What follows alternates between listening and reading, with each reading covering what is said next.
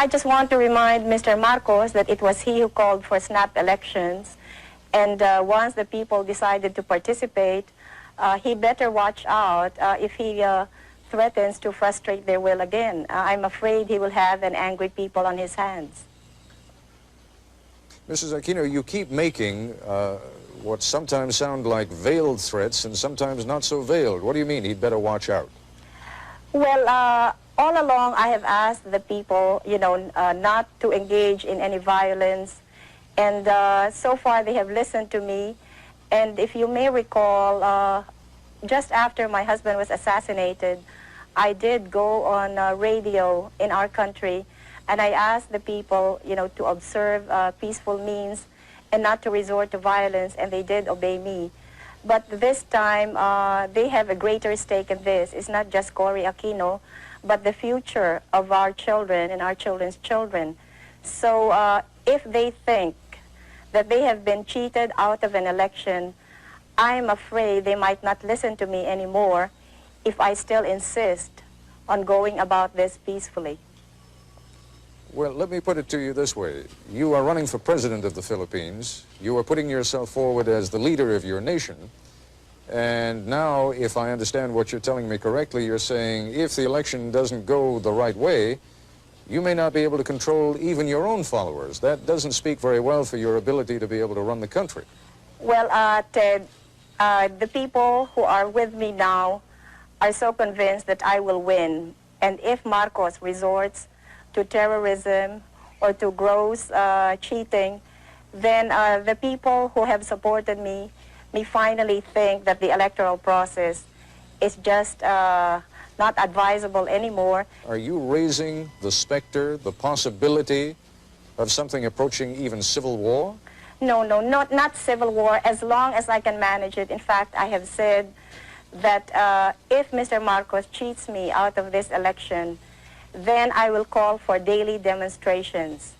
However, if these daily demonstrations will still not get us the desired results, then I am afraid that the people might not listen to me anymore. Mr. President, I don't remember any election in recent Filipino history, in fact, even in not so recent Filipino history, where the loser did not claim that there were technical and other reasons of foul. So, and perhaps you remember one, but I don't. I think you're right. Filipinos are not known to be good losers. They're always our great losers, and they never concede. But in this particular matter, Ted, I am so certain of victory that these declarations of my opponent that there will be a civil war in this country indicate how desperate they are. I certainly am concerned about your attitude that you feel that there would be cheating if I win, and there would be no cheating if she wins. No, I think it's the other way around. I realize it is a hypothetical question, but in every election, someone has to win, someone has to lose, and I wonder if you would address the hypothetical question, though. If you lose, will you stand down? I have never thought of it, but certainly if there is no question which nullifies the results of the election, as I said, I will perform my duty as president in accordance with law. Your claims and the claims of your supporters that you are so highly decorated are fabricated claims. I don't think that that is the story. It's a story about my guerrilla group. It's not about the medals. Even here, when the case of libel was filed, the publisher here did not question those medals. It's only you, Americans, who question it. I am not going to degrade myself by talking about those medals. If the American government wants them back, they can have them back. It's a good thing that we did not burn them.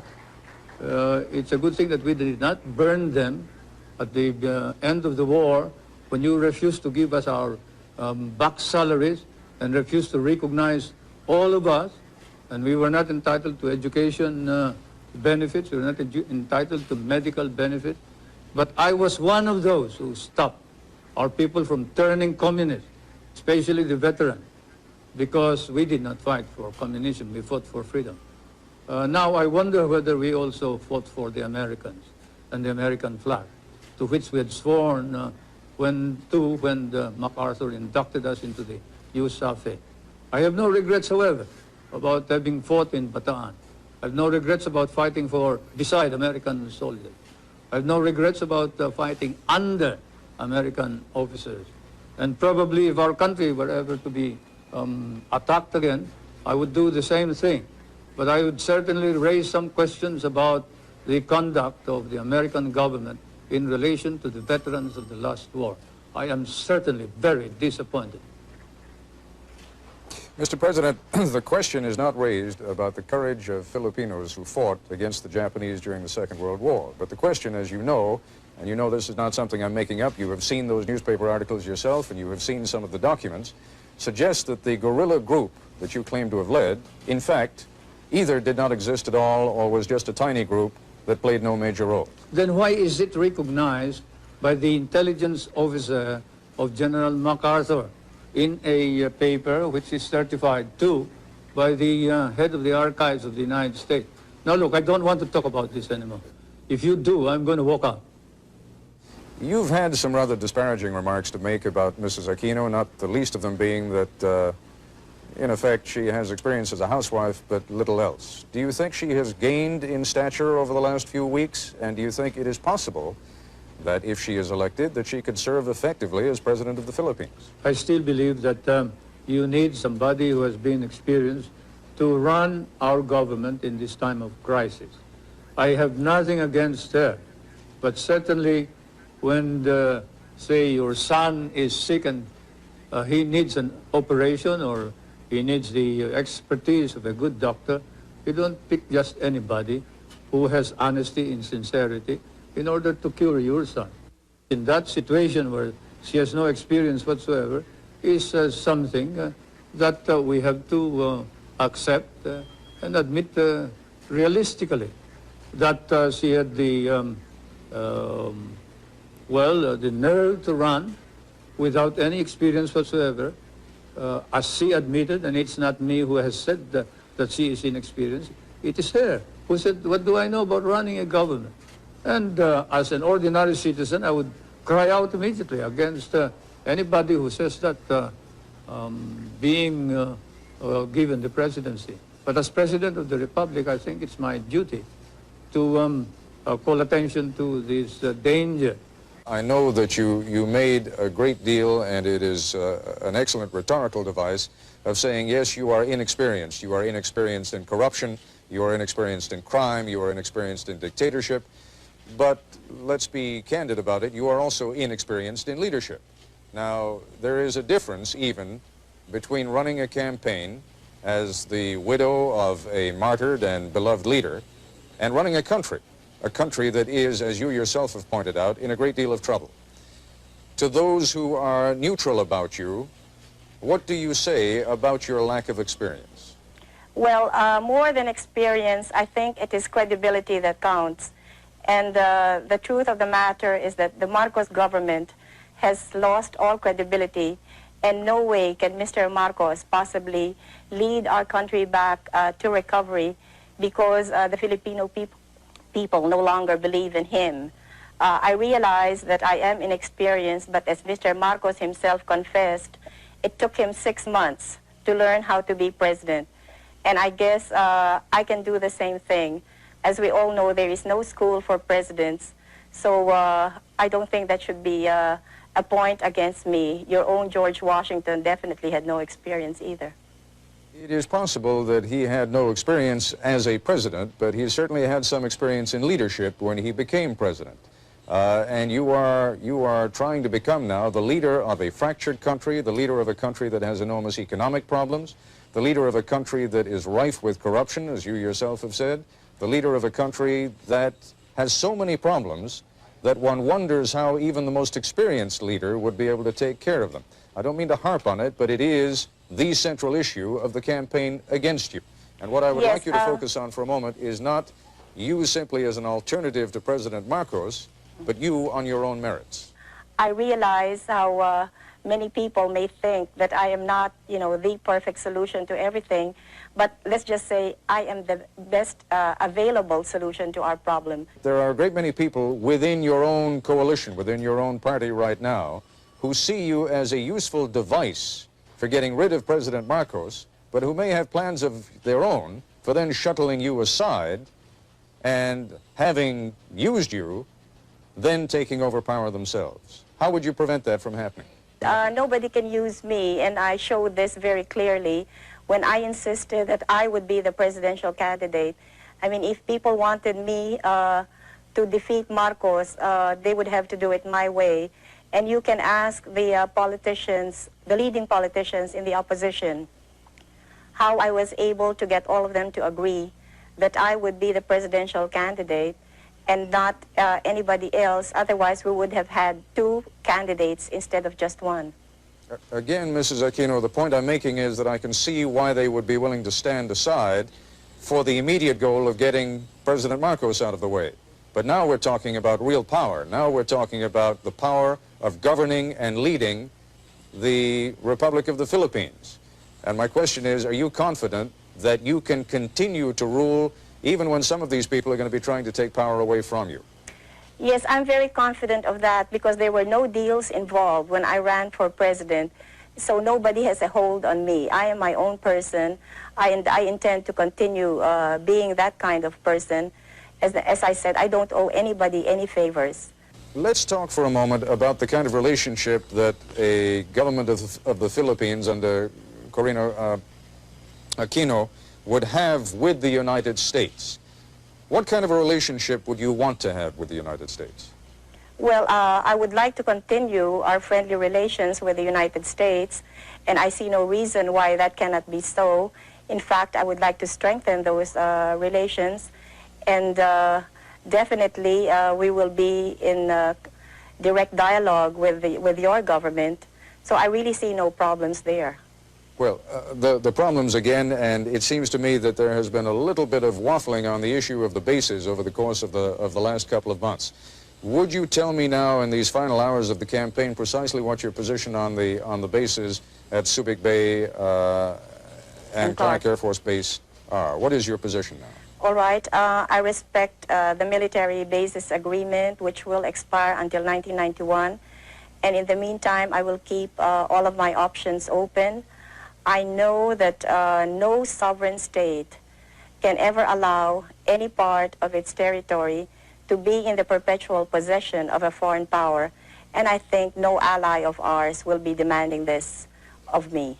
I am not hearing from you the kind of reassurance that I think Washington really wants to hear. Now, obviously, you're under no compulsion to give it, but I wonder whether that is deliberate. No, it's not deliberate. Before the RP-U.S. bases agreement expires in 1991, we will be in consultation with the United States, with our neighboring countries, especially the members of ASEAN, and above all, we will be consulting with the Filipino people so that we will be able to reach an agreement which will be to the best interest of the world, but in particular, the Philippines. I've always maintained that those bases are needed by the two governments and probably by Asia itself, if not the world. You cannot project your naval and air power beyond the South China Sea as well as to the Indian Ocean and the Hormuz Straits in the Middle East without those bases. And we also recognize that Asian countries may be in danger if the balance of military power were not maintained between the two superpowers. And therefore, the ultimate noble purpose of all of this is to maintain that military balance in order that we can avoid war in Asia. This is to the advantage of not only the United States and the Philippines, but to the advantage of all of Asia and perhaps of the Middle East, Europe, and perhaps the world.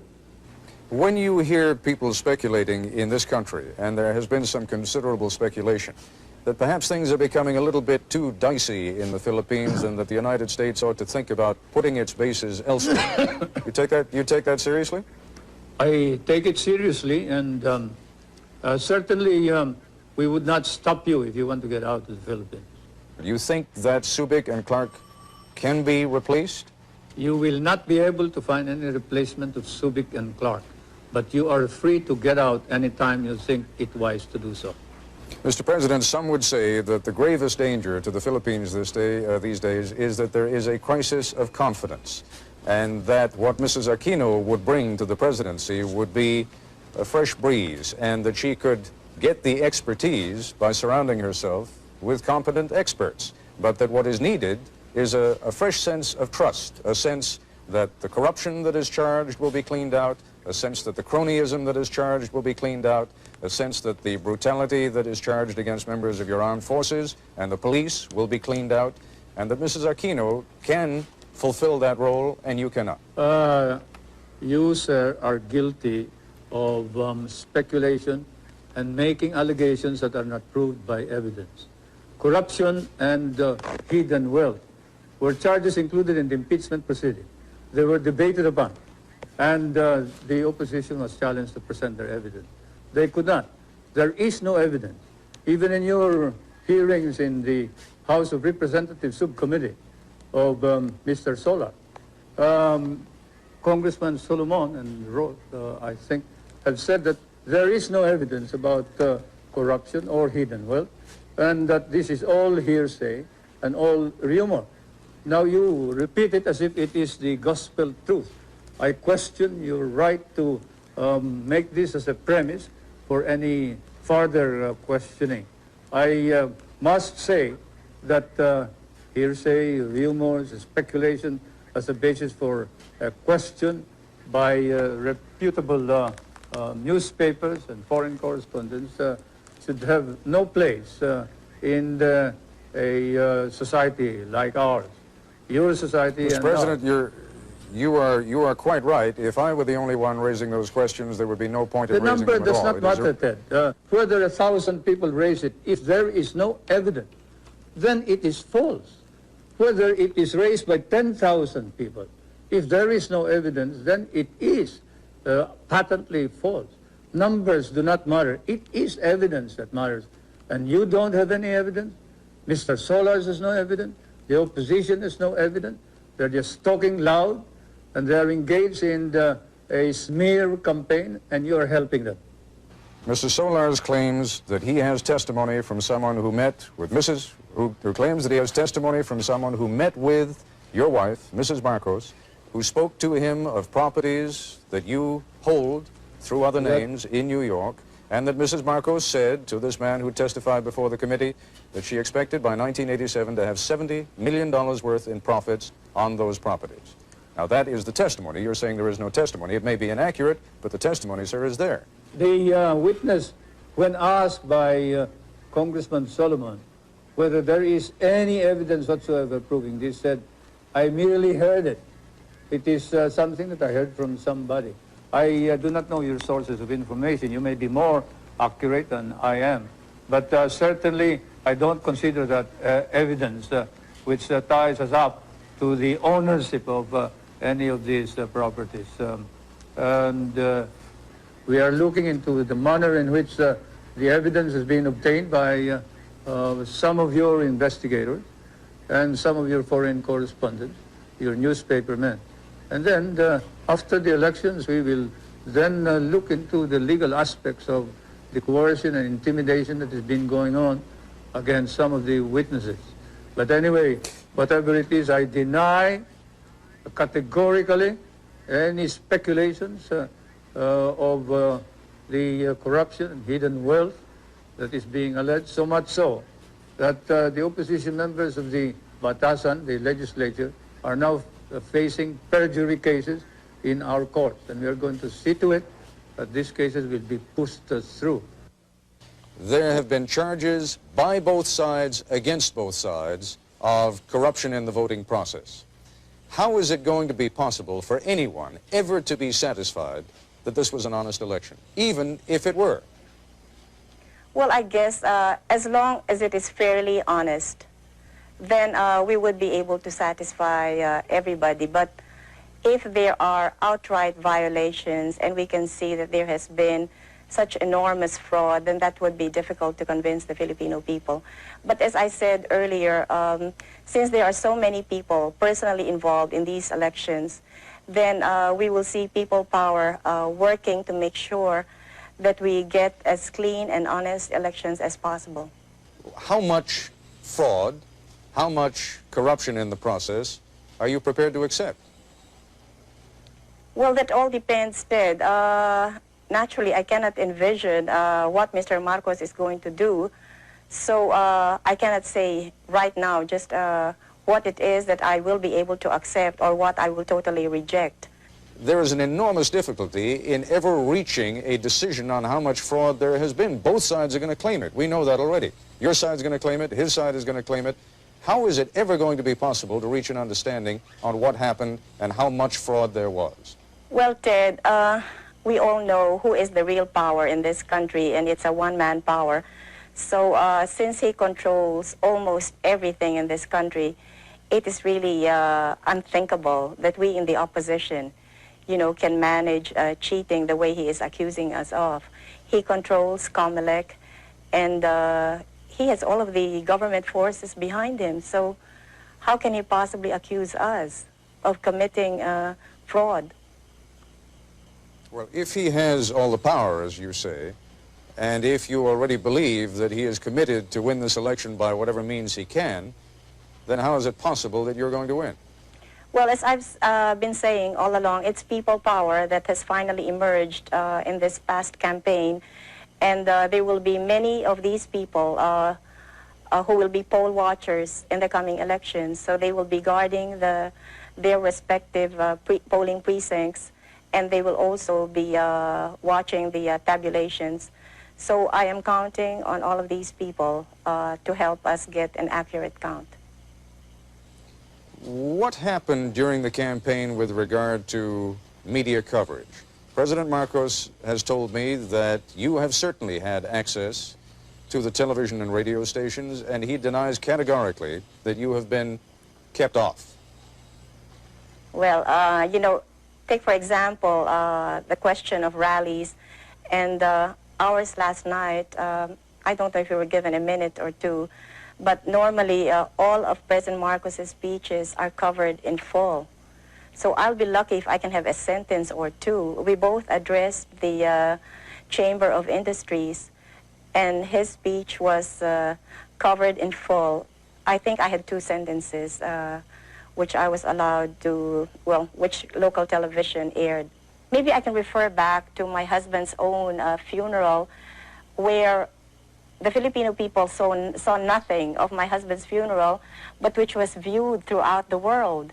So things haven't changed much since that time. And I'm really lucky if I can get my face on television. What they are doing to me now is that they use some of my video shots and they impose it on their commercials, and then they have somebody pretending to be me and, you know, talking as if it were Cory Aquino. And there's nothing I can do about it because all of media is, well, all of television is under the control of Mr. Marcos.